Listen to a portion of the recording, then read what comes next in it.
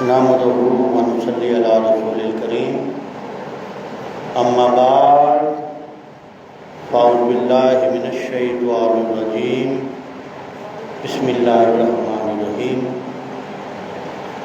الحمدللہ رب العالمین الصلاة والسلام علی سید المرسلین خاتم النبیین شفیع المذنبین رحمت للعالمین۔ تمام تعریفیں اللہ ہی کے لیے ہیں جو تمام جہانوں کا پالنے والا ہے، مالک ہے، پروردگار ہے۔ درود اور سلام آپ صلی اللہ علیہ وآلہ وسلم پر، آپ کی آل پر، آپ کی اہل بیت پر، آپ کے صحابہ پر۔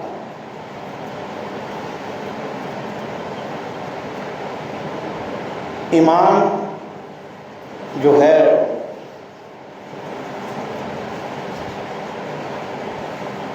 وہ نبی کی آل کے ساتھ محبت کا نام ہے، لیکن ایمان مکمل جو ہوتا ہے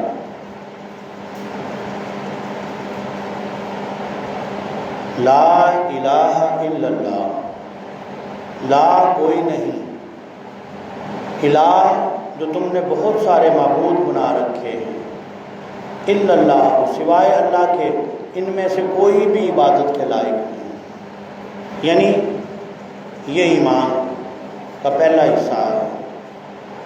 اس سے 1,24,000 پیغمبر آئے، انہوں نے یہ کلمہ پڑھا لا الہ الا اللہ، یہ ایمان کا حصہ ہے۔ دوسرا جو کفر کا خاتمہ کرتا ہے، اس میں ہر پیغمبر کا نام ساتھ ساتھ آیا، ہر نبی کا نام ساتھ آیا، ہر رسول کا نام ساتھ آیا۔ جیسے ہمارے نبی آخری محمد رسول اللہ صلی اللہ علیہ وآلہ وسلم، آگے آل کا ذکر بھی آ گیا، کیسی بات ہے، آل کا ذکر بھی آ گیا، باقیوں میں نہیں ہے۔ لیکن لا الہ الا اللہ محمد رسول اللہ صلی اللہ علیہ وآلہ وسلم، آپ صلی اللہ علیہ وسلم کا نام لیا، محمد رسول اللہ، کفر خاتمہ ہو گیا۔ اب ایمان کی پختگی کے لیے آل پر بھی درود ہے۔ ایمان مکمل ہوتا ہے جب آپ کی آل سے محبت کی جائے، اور جنہوں نے آپ کی آل سے محبت نہیں کی ان کا انجام آپ کے سامنے ہے۔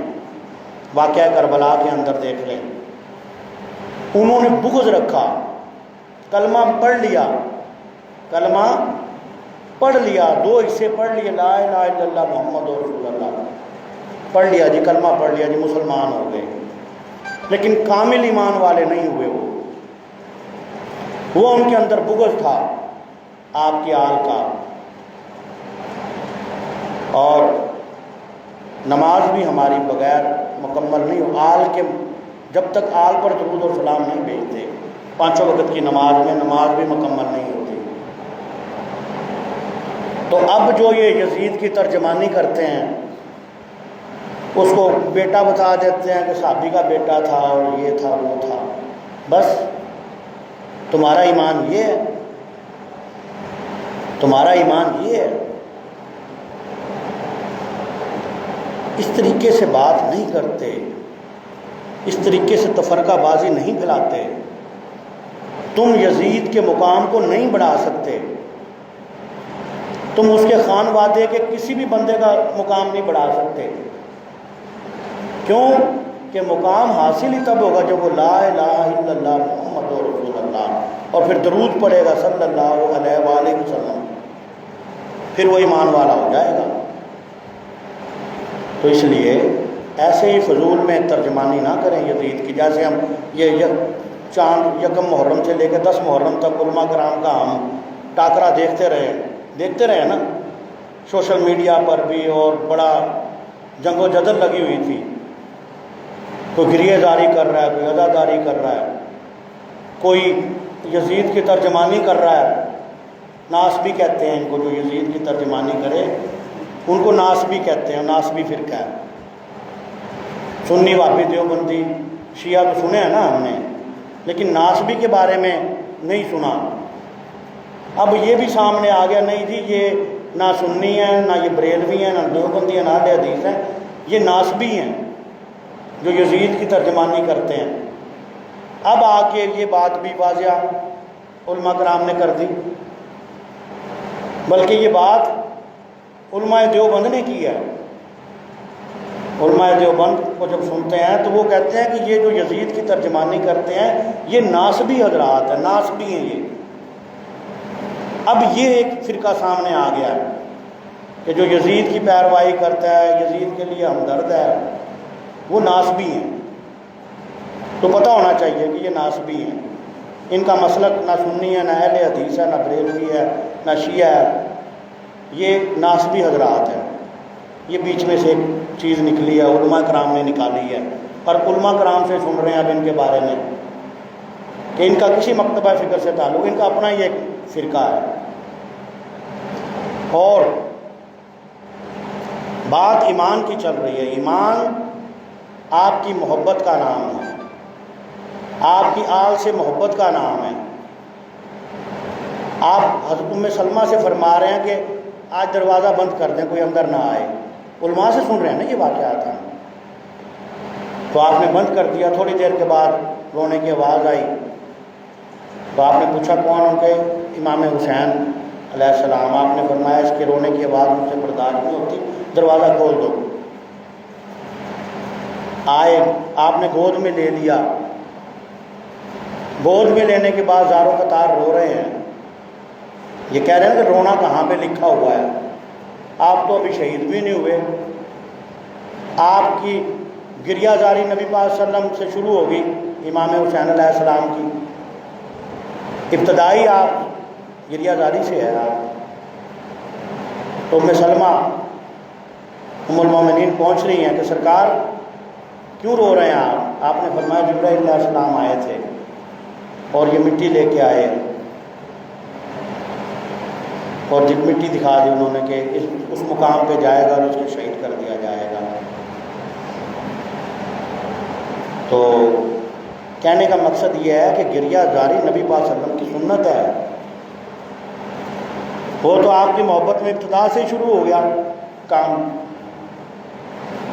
علماء سے یہ بھی سنا ہے کہ ایک دن حضرت امیر معاویہ جو تھے وہ یزید کو کندھوں پر لے کے آ رہے تھے اٹھا کے۔ علماء سے سنا نا ہم نے جو باتیں، تو آپ صلی اللہ علیہ وسلم نے چہرہ مبارک ادھر پھیر لیا۔ حضرت امیر معاویہ نے یزید کو دونوں ٹانگوں سے پکڑا اور پٹک کے مارنے لگے، تو آپ نے فرمایا یہ کام نہ کرنا، یہ کام نہ کرنا۔ یہ معاملات تو ازل سے چلے آ رہے ہیں۔ اس واقعہ کربلا کا تو معاملہ جو تھا تو آپ نے نہیں کیا۔ اب یہ معاملات ہم دیکھتے جا رہے ہیں اپنی آنکھوں سے۔ اب 1400 سال سے یہ معاملات ایک دوسرے کو قتل کر رہے ہیں۔ وہی کربلا واقعہ بیان ہو جاتا ہے، ناسبی ہمدردیاں دکھا رہے ہیں یزید سے، اور جو اہل بیت سے پیار کرنے والے ہیں وہ تمام مسلکوں کو میں نے سنا ہے، علماء دیوبند کو بھی سنا ہے کہ بڑی شان بیان کرتے ہیں واقعہ کربلا کی۔ علماء اہل حدیث کو سنا ہے کربلا، بلکہ ایک علماء اہل حدیث کو میں سن رہا تھا فیس بک پہ، وہ کہہ رہا تھا کہ یہ کتابیں یہ تو حضرت امام حسین علیہ السلام کی شان میں یہ تو ہمارے بزرگوں نے لکھی ہے، ان کے یہ حوالے ہیں جو اہل سنت اور شیعہ حضرات پڑھتے ہیں۔ وہ کہہ رہے تھے یہ کتابیں تو ہمارے کابرین نے لکھی ہوئی ہیں جن کے تم حوالے دیتے ہو۔ میں بڑا دھنگ رہا، یعنی کسی کو بغیر سوچے سمجھے کسی کے بارے میں کوئی ایسی بات نہ کیا کرے۔ ہو سکتا ہے وہ آپ سے زیادہ محبت رکھتا ہو، آپ سے زیادہ عقیدت رکھتا ہو، ہم سے زیادہ ادب و احترام کرتا ہو، ہمیں کیا پتہ کہ ظاہر میں کچھ اور باطن میں کچھ ہے۔ اس لیے تیر پہ تکے نہیں لگانے چاہیے۔ کسی کو برا نہیں کہنا چاہیے، کسی کے بارے میں بری سوچ نہیں رکھنی چاہیے، ہر کسی کے بارے میں اچھا ہی کہو، اچھا ہی سوچو، پھر کامیابی ہے۔ تو ہمارے پیر و مرشد حضرت خواجہ محمد ایوب جہانگیری کے پاس کافی سارے لوگ بیٹھے ہوئے تھے۔ ان میں سے ایک نے عرض کی سرکار یزید کے بارے میں بتائیں۔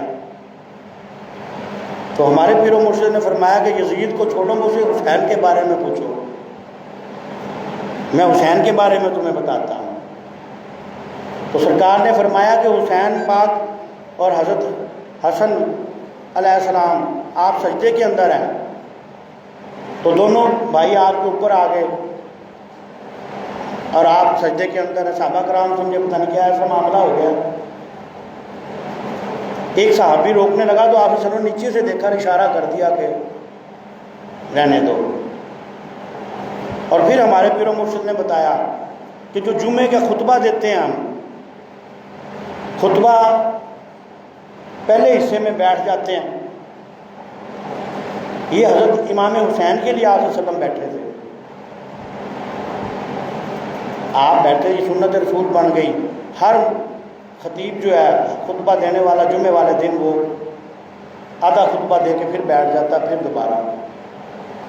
جن کو یہ مقام حاصل ہے، تو جنہوں نے ان کو یہ تکلیفیں پہنچائی وہ جنت میں جائیں گے یا وہ حضرت ہے وہ جن کی ہم تائید کرنا شروع ہو جاتے ہیں ایسے اندھے باپ بغیر سوچے سمجھے، اگلے مسلک کی عداوت کی وجہ سے خود ہم گنہگار ہو رہے ہوتے ہیں، یہ سوچ کے فلاں مسلک ہے، یہ پرچار کرتا، اپنا ہم اس کے اندر سے نیگیٹو نکالیں، لوگوں کو بتائیں، اس چکر میں ہم اپنے امام سے چلے جاتے ہیں۔ تو ہمیں جو ہے یہ سوچنا چاہیے کوئی بھی بات کرتے وقت، کوئی جھوٹا بھی ہے یہ بھی حکم ہے، تو اس کو جھوٹا نہ کہو، اس کے منہ پہ اس کی دل اداری نہ کرو، وہ اس کا معاملہ ہے، وہ اس کی عادت، اس کی فطرت ہے، لیکن تم عفو درگزر کر جاؤ، تم عفو درگزر کرو، ورنہ اس کی ہوئی اور آپ کی نیکی کی ہوئی، اس کی غلطیاں اور آپ کی نیکیاں اس کو دے دی جائیں گی، جس کے بارے میں تم برا سوچتے ہو، غیبت کرتے ہو، برائیاں کرتے ہو، آپ کے نامہ اعمال اس کا کھاتا بڑھنا شروع ہو جائے گا۔ اس لیے عفو درگزر کیا کرو، عفو درگزر میں ہی سب کچھ ہے۔ اگر یہ واقعہ کربلا ہم سنتے رہے 10 دن تک، کتنا جوش و جذبہ تھا امت محمدی کے اندر، ایک سے بڑھ کے ایک واقعہ کربلا کی شان میں بیان کر رہا تھا۔ کوئی پانی تقسیم کر رہے تھے لوگ، دیکھے میں نے بڑے جذبے کے ساتھ، گاڑیوں والوں کو روک رہے ہیں، روک کر پانی پلا رہے ہیں، رج کے، وہ بھی ایک گلاس نہیں، وہ دیے ہی جا رہے ہیں کہ پی لو پی لو پی لو۔ یہ میرے حسین پاک کی سنت ہے، 72 تن 14 معصوموں کی سنت ہے یہ، کہ پانی کو بھی وہ عام کر گئے، پانی پانی ہو جاتا ہے، پھر سبیلیں لگ جاتی ہیں دودھ اور پانی کی آپ کی یاد میں، تبرکن لوگ پلا رہے ہوتے ہیں جوش و جذبے کے ساتھ۔ اس سے بھائی چارہ بڑھتا ہے، اس عمل سے ہمدردی بڑھتی ہے، انسانیت پیدا ہوتی ہے، احساس پیدا ہوتا ہے۔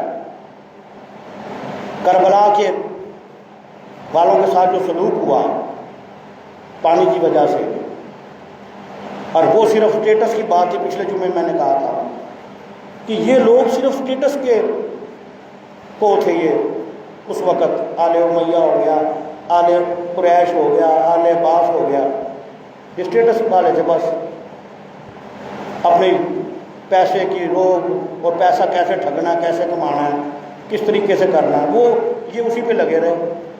اور آل ابو طالب جو تھی یہ شریعت پہ چل رہی تھی، یہ وہ لڑائی تھی دونوں کی، سٹیٹس کی اور شریعت کی۔ وہ صرف عہدے کے کہ ہمیں یہ مل جائے، عہدہ سٹیٹس مل جائے، بس یہاں تک تھی، اس عہدے سے ہم پیسے کما لیں گے، گورنر بن گئے یا وزیر اعلیٰ بن گئے، وزیر اعظم بن گئے، یا سرداری مل گئی ہمیں، ان کی ان قبیلوں کی یہ تھی صرف، لیکن یہ شریعت پہ نہیں چل رہے تھے. یہ ادھر آل عبد المطلب شریعت پہ چل رہی تھی، لوگوں کے لیے یہ آسانیاں پیدا کر رہے تھے. نبی کریم صلی اللہ علیہ وسلم حضرت مولا علی کفر کے ساتھ ٹکرا رہے تھے، اللہ کی خاطر اللہ کی توحید کے لیے لڑ رہے تھے مشرکین مکہ کے ساتھ. وہ کیا تھے بت ان کے، لات اور منات، کیا نام ان کے بتوں کا، وہ تو ان کے پیروکار تھے کفار مکہ. تو لات منات کیا نام تھا، وہ تو ان کو پوچھتے تھے. جب ابرا نے آگے حملہ کیا تو آپ نے عبد المطلب نے خالی کر دیا کہ اللہ کا گھر، اللہ خود اس کو بچا لے گا. اور اللہ نے ابابیلوں کا لشکر بھیجا پھر، اور وہ واصل جہنم ہوئے بھوسا بن جاتے تھے جو ٹینکریں پھینکتی تھی ابابیلوں پر. اللہ نے اپنے گھر کی حفاظت کی. اس وقت ان لوگوں کو، دوسرے قبیلوں کو خانہ کعبہ کی اہمیت کا پتہ لگا. آل امیہ کو، آل قریش کو، آل عباس کو کس کی اتنی اہمیت ہے. یہ اس لیے آیا تھا گرا کے یمن میں بنانا چاہتا تھا کہ لوگ ادھر جائیں گے. مثلا یہ بتوں کی پوجا کرنے والے لوگ تھے، اور پھر انہوں نے پھر یہی کیا. بنو امیہ نے، بنو قریش نے، بنو عباس نے، اس کے بعد انہوں نے کہا یہ ایک سیکورٹی بناتے ہیں خانہ کعبہ کی حفاظت کے لیے، کیسی کمیٹی بنائی جائے. بنا دی گئی. کمیٹی بنانے کے بعد انہوں نے حضرت عبد المطلب کے خلاف سازشیں کرنا شروع کر دی. کس لیے؟ دھن دولت کے لیے، پیسے کے لیے. اور آپ کو باہر کر دیا خانہ کعبہ سے. اب اللہ تعالیٰ کیا کر رہا ہے یہاں پہ؟ انہوں نے اپنی سازشیں کی. کافر مکر کرتے ہیں، مکر کرنے والوں کے ساتھ مکر کر رہے ہیں. وہ جو مکر کرتے ہیں ان کو ساتھ ملا کے، اور اللہ مکر کرنے والوں کے خلاف جو بڑی تدبیریں پھر تدبیر کرتا ہے نا. تو اسی گھر کے اندر حضرت عبد المطلب کے اندر حضرت عبداللہ آپ کا بیٹا تھا، وہاں نبوت دے رہا ہے. اور حضرت عبد المطلب جو ہیں، ابو طالب جو ہیں آپ کے بیٹے، وہاں پہ مولا علی ولایت دے رہا ہے ان کے خلاف. کہ ان کے کفار مکہ جو بتوں کی پوجا کرتے تھے، اب انہوں نے پھر وہی کام کیا جو ان کے پاس تھا. انہوں نے خانہ کعبہ کے اندر بت لا کے رکھ دیے. حضرت عبد المطلب کو نکال کر خانہ کعبہ سے 365 قبیلوں کے بت رکھ دیے انہوں نے. ایک بہت بڑی پاور بن گئے مثلا کے کفار کے ساتھ مل کے. اسی گھر کے اندر خانہ کعبہ کے اندر انہوں نے وہ تو نہ کر سکا، ابرا تو نہ کر سکا، وہ گرانے کے لیے آیا تھا. اور یہ بھی کفار کافر تھے، وہ بھی کافر تھا. انہوں نے بتوں کو رکھ دیا، 365 بتوں کو خانہ کعبہ کے اندر. ان سے منتیں اور مرادیں مانگتے تھے. جو ابراہیم علیہ السلام کے جو پیروکار تھے وہ آگے حج کرتے تھے.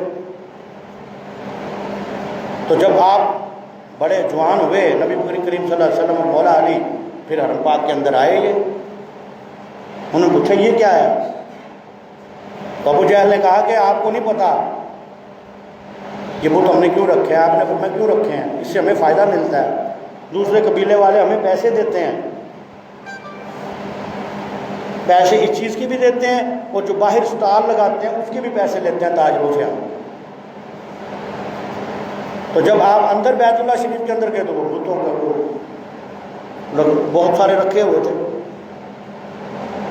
پھر یہاں سے تکرار ہوتا ہے کفار کے ساتھ آپ کا، نبی کریم صلی اللہ علیہ وسلم کا. تو وہ چلتے چلتے یہ معاملہ جو تھا تینوں قبیلوں کا، 4 قبیلے تھے یہ، بنو امیہ، بنو قریش، بنو عباس، بنو ہاشم میں سے حضرت عبد المطلب. تو یہ پھر چلتا رہا یہ معاملہ ان کا. یہ ایمان والے نہیں تھے. ابھی میں نے آپ کو کلمہ پڑھ کے سنایا، لا الہ الا اللہ محمد رسول اللہ صلی اللہ علیہ وآلہ وسلم.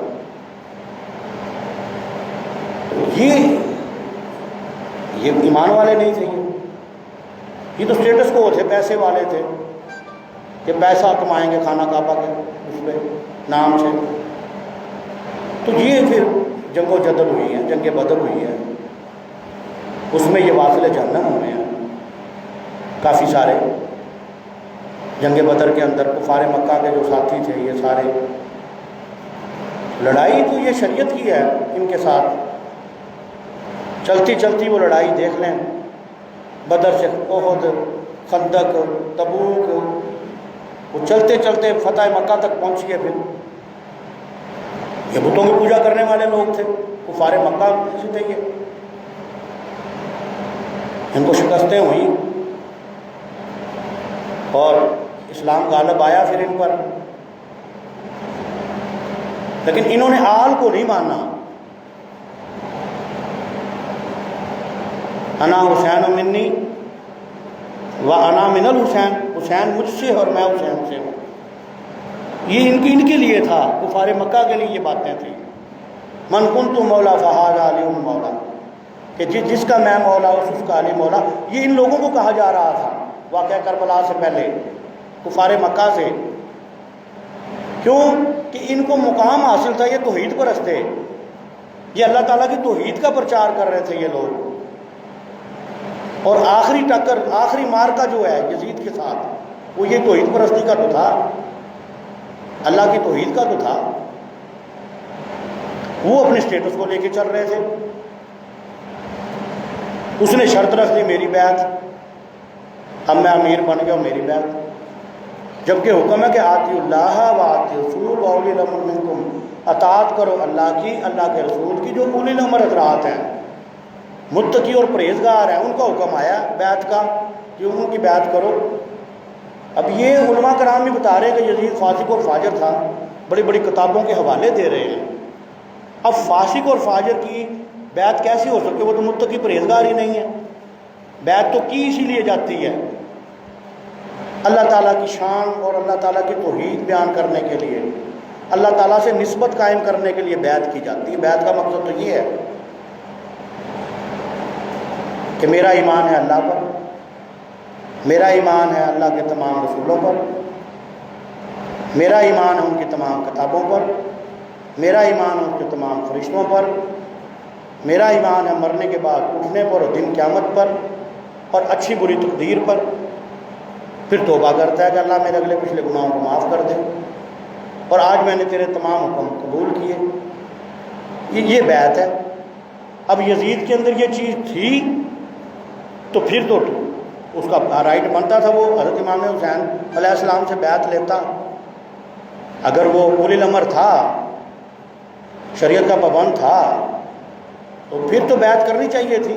ایک مثال کے طور پہ کہہ رہا ہوں، جب وہ تھا ہی نہیں، اولی الامر حضرات میں سے تھا ہی نہیں، وہ فاسق و فاجر تھا، صدیوں سے اس کے بارے میں یہ اور کتابوں کے حوالے یزید کے بارے میں یہی آ رہا ہے، فاسق فاجر تھا۔ جب یہ اولی الامر ہی نہیں ہے تو اس کی بیعت کیسے پھر کرتے حضرت امام حسین؟ اس لیے آپ نے انکار کیا تھا۔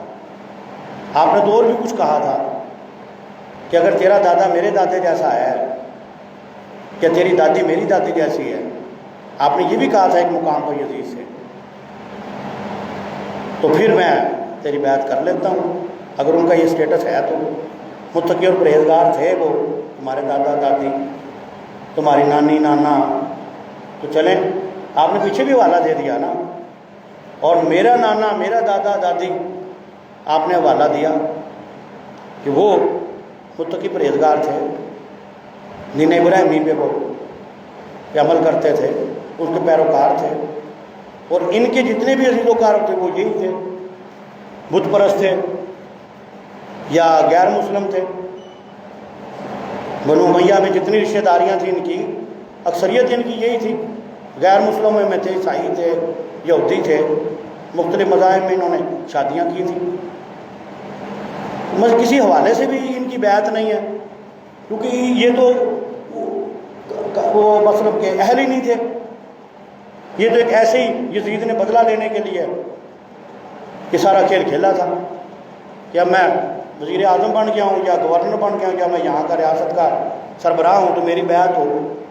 بھئی بیعت کی شرط ہوتی ہے کہ اس کا اولی الامر ہونا ضروری ہے، اس کا ایمان اللہ پہ ہو، اس کا ایمان نبی پہ ہو، اور متقی اور پرہیزگار ہو، پھر اس کی بیعت ہے۔ ورنہ اس کی بیعت نہیں. جب اس کے اندر یہ چیزیں تھی نہیں تو بیعت کیسے ہوتی؟ تو آپ نے انکار کر دیا. انہوں نے بدلہ لینا تھا وہ لے لیا کربلا کے اندر 72 14 معصوم شہید کر کے. اور پھر ان کو انہوں نے پھر گلیوں اور بازاروں کے اندر بے پردہ پھر انہوں نے گزارا. پھر وہاں سے یہ سلوک کیا ان کے ساتھ. اور اپنے جب بی بی زینب اس کے دربار میں پہنچتی ہے تو وہاں پہ یہ بات کرتا ہے کہ حق غالب آ گیا. اتنے میں اذان ہو رہی ہے.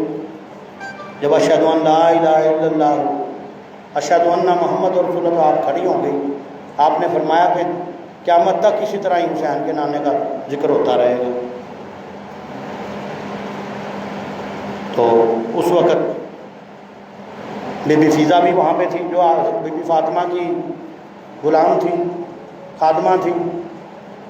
آپ پھر بولی ہیں تو یزید نے اسے کچھ دھمکی لگائی ہے. تو بی بی فیضہ جو تھی وہ تو حبشہ سے تھی.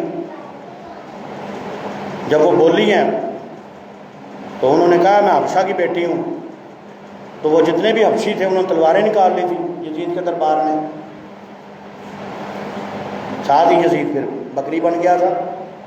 یہ منافق اس طریقے کے لوگ ہوتے ہیں. جب تلواریں دیکھی اب سر کٹیں گے یہاں پہ.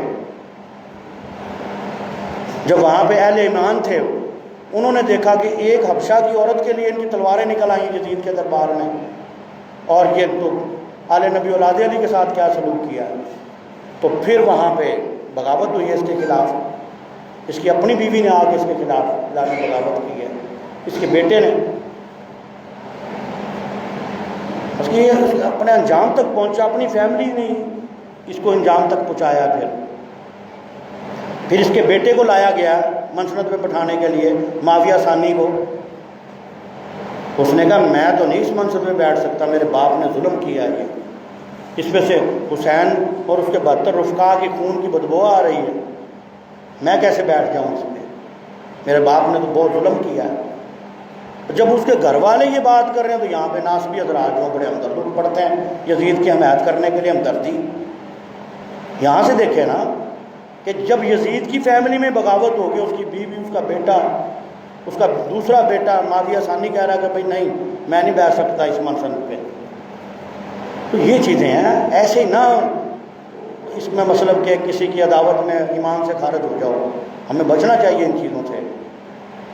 اور باقی رہا یہ معاملہ واقعہ کربلا کا، یہ تو قیامت تک چلتا رہے گا. اسی طرح ذکر ہوتا رہے گا امام حسین کا. اور لیکن دیکھ کے کرنا چاہیے. ہم کو کہیں کا کہیں بچا دیتی ہے. وہ دیکھ رہے تھے جلوس نکل رہا تھا، یہ فیس بک پہ آتی رہی ہیں بریکنگ نیوزیں، ایک ایک چیز آ رہی ہے. وہ 3-4 مولوی آئے ہیں وہ جلوس میں وہ مارنے لگے مکے مار کے. ایک نے پسٹل نکالا ہے پیچھے سے فائر مارا اپنے ہی مولوی کو. وہ کیمرہ آج کل تو دکھا دیتا ہے نا ہر چیز. جو ان کا ساتھی تھا جو داڑھی والا، داڑھی رکھی ہوئی اس نے، پیچھے سے وہ لال رومال والا تھا داڑھی والا مولوی، اس نے فائر اسی اپنے کو ہی مارا ہے. وہ جو جلوس نکال رہے تھے جناب ان کو نہیں مارا، اپنے ہی ساتھی کی کمر میں اس نے مارا فائر. وہ بالکل کیمرہ اس کو دکھا رہا ہے. اس طریقے سے شر پسندی بلاتے ہیں، پھر تفرقہ بازی بلاتے ہیں. یہ تو عید پرستی ہے، یہ اللہ تعالیٰ کے لیے کام کر رہے ہیں. ہر مکتبہ فکر اپنے اپنے اس پہ لگا ہوا ہے. جواب وہ دیں ان کے علماء دین جواب دیں. جو علماء دین کام کروا رہے ہیں نا اپنے اپنے مکتبہ فکر کے لوگوں سے، محشر کے دن ان سے پوچھا جائے گا کہ یہ تم نے ان کو کیوں یہ اچھی تعلیم دی یا بری دی، ان سے پوچھا جائے گا. اس لیے خود فیصلے نہ کیا کرے بندوق اٹھا کر اور چھرے ایک دوسرے کو بھونکنا شروع ہو جائے. اس کا جواب وہ دے گا جو چھرا مار رہا ہے یا گولی چلا رہا ہے کسی کے اوپر. اس لیے اس چیزوں سے بھی بچنا چاہیے، اشتعال انگیزی سے، تفرقہ بازی سے، تشدد سے، کسی پہ تشدد کرنا، ظلم کرنا، زیادتی کرنا. اگر وہ کر رہا ہے اپنے اوپر تو وہ اس کا جواب دے. مجھ سے پوچھیں گے وہ تو کہہ رہا ہے میں تو عشق میں کر رہا ہوں، وہ تو عشق میں کر رہا ہے. جب آپ اس سے پوچھیں گے وہ تو یہی کہتا ہے میں تو عشق میں کر رہا ہوں. کر جا بھائی، بلکہ اور کرو، ہمیں بتاؤ، ہم بھی آپ کے ساتھ آپ کو یہ چیزیں اور پرووائڈ کریں گے اگر عشق میں کر رہے ہو تو۔ یہی طریقہ ہے نا مسلمان، اگر اسلامی بھائی چارہ، اگر وہ 2 چلاتا ہے تو آپ 2 اور دے دو، پتہ لگ جائے گا عشق کا۔ جب آپ 2 اور دو گے نا، 2 تو اس نے چلا لی ہیں، جب 2 اور دو گے، بھائی صاحب یہ بھی چلائے ذرا، عشق کا کام ہے نا، عاشق جان اگیرے کہ چلو اسی تاڑے نال ساڑی بھی حاضری ہو جائے گی۔ یہ چیزیں ہوتی ہیں، جو عاشق ہے اس کو عاشق کے لیے اور چیزیں پرووائڈ کرو، اس کے لیے آسانیاں پیدا کرو کہ لے اپنا پورا عشق کر ہوں پورا۔ تو بھائی یہ چیزیں ہیں، تو جو طریقہ بتایا شریعت نے ہمیں اس پہ عمل کرنا چاہیے۔ 5 ارکان ہیں شریعت کے، نماز، کلمہ توحید، نماز، روزہ، حج، زکوٰۃ، یہ کام کرنے والے ہیں۔ جو اصل کام ہے حقوق العباد، ان کے بارے میں پوچھا جائے گا، وہ ہم کرتے نہیں ہیں، اپنے ہمسایوں کا خیال کرتے نہیں ہیں، اپنی شوق بازی میں ہم بڑا پیسہ خرچ کر دیتے ہیں، پوچھا جائے گا، حقوق العباد ہے۔ تو ہمیں ان چیزوں پہ عمل کرنا چاہیے جو کرنے والے ہیں۔ 5 وقت کی نماز پڑھنی چاہیے، لوگوں کے لیے آسانیاں پیدا کرنی چاہیے، اس کا حکم آیا ہمیں۔ یہ چیزیں ہیں، اور باقی جو چل رہا معاملہ ولایت کا، یہ تو قیامت تک چلتی رہے گی۔ یہ تو ہمارا موضوع بھی ولایت ہے آج کا، تو ولایت میں تو سب کچھ دینا پڑتا ہے۔ مالکم اموالکم اولادکم من الثمرات، انہوں نے دے کے دکھا دیا کربلا کے اندر، دے دیا نا انہوں نے۔ اور انہوں نے کیا دیا آج تک؟ یہ جو حرم پاک پہ قبضہ گروپ تھا، جنہوں نے بت رکھے، ان کے بڑوں نے، انہوں نے بتوں کو اٹھا کے پھینکا باہر مولا علی نے، فتح مکہ کے بعد نبی پاک صلی اللہ علیہ وسلم اور مولا علی نے۔ تو یہ چیزیں ہیں، ولایت جو ہے وہ قیامت تک کے لیے ہے، مولا علی کے خاندان سے ہی چلے گی۔ کلمہ کہہ رہا ہے، یہ میں نہیں کہہ رہا اپنے پاس سے، کئی علی افسر یوبی صاحب کہتے ہیں یہ کلمہ، ابھی ہمارا موضوع کلمہ میں نے پڑھ کے سنایا کہ لا الہ الا اللہ محمد رسول اللہ، آگے صلی اللہ علیہ وآلہ وسلم، آل کا ذکر آ گیا آگے۔ اور نبی پاک صلی اللہ علیہ وسلم نے فرمایا تھا آخری خطبے میں کہ میں تمہارے پاس 2 چیزیں چھوڑ کے جا رہا ہوں، ایک قرآن پاک اور دوسری اپنے اہل بیت، ان کا کبھی دامن نہ چھوڑنا، اور تم کبھی گمراہ نہیں ہوگے۔ ہم عمل کر رہے ہیں ان باتوں پہ، اہل بیت سے تو ہم بغض رکھ رہے ہیں، اہل بیت سے بغض رکھ رہے ہیں کہ ان کی بات نہ کرو، اہل بیت کی۔ کئی علماء سے میں نے سنا جب محرم آتا ہے تو کہتے ہیں اے گل نہ کرو، اے تو شیعہ کر دینے، سن لو، شیعہ کو چھوٹ تم نے دے رکھی ہے نا، اکیلوں کو میدان میں تم نے اتار رکھا ہے، تم کیوں نہیں کرتے؟ امت تو تم ہو، امت محمدی، تمہارے لیے آیا ہے کہ نبی پاک صلی اللہ علیہ وسلم پہ درود بھیجو، آپ کی آل پہ بھیجو درود، حکم آیا ہے، اور بھیج رہے ہیں 5 وقت کی نماز میں، اور پھر کہتے ہیں آل کا ذکر نہ کرو۔ جب تک آل کا ذکر نہیں کرو گے اس وقت تک لوگوں کو نہیں پتہ چلے گا حقیقت کا، پھر یہی کشمکش رہے گا یزید کا اور حسینیت کا، کرداروں کا۔ جب آپ ذکر کرتے ہیں تو پتہ لگتا ہے حسینی کردار کیا ہے اور یزیدی کردار کیا ہے، ان کے بڑوں کا کیا کردار تھا۔ مکہ مکرمہ کے اندر ان کا بڑوں کا کیا کردار تھا، اور آل جو تھی ان کے بڑوں کا کیا کردار تھا، تبھی آپ کمپیریزن کریں گے نا دونوں کے اندر واضح۔ تو واقعہ کربلا کے اندر جو ہے ہمیں کمپیریزن کرنا چاہیے کرداروں کا، کہ امام حسین کا کیا کردار ہے، یزید کا کیا کردار تھا، امام حسین کے والد محترم مولا علی کا کیا کردار تھا دین کے بارے میں، کیا کچھ انہوں نے دین کے بارے میں لوگوں کی خدمت کو نہیں دیا، لوگوں کو انہوں نے لوگوں کی خدمتیں نہیں کی انہوں نے۔ آگے آپ کے والد موت ابو طالب، ان کے بارے میں آپ سٹڈی کریں، آگے آپ کے دادا عبد المطلب، ان کی سٹڈی کریں، ان کے بھی بڑوں کی سٹڈی کریں، بجائے لڑائی جھگڑا کرنے کے۔ اس میں سے آپ کو واضح پتہ لگ جائے گا حسینی کردار کا بھی اور یزیدی کردار کا بھی۔ اتنی سی بات ہے، بجائے ایک دوسرے کو قتل کرنا، مارنا، ایک دوسرے کو کافر کہنا جذبات میں آ کے، اور اپنے آپ کو بھی نقصان پہنچانا اور اگلوں کو بھی نقصان پہنچا دینا۔ اس لیے ولایت جو ہے وہ اسی گھر سے ہی چلتی رہے گی، اور حضرت عبد المطلب کے گھر سے ہی چلتی رہے گی، قیامت تک اسی گھر سے آئی ہے، اسی گھر پہ ختم ہو گئی ہے، یزید کے خان وادے سے نہیں آئی۔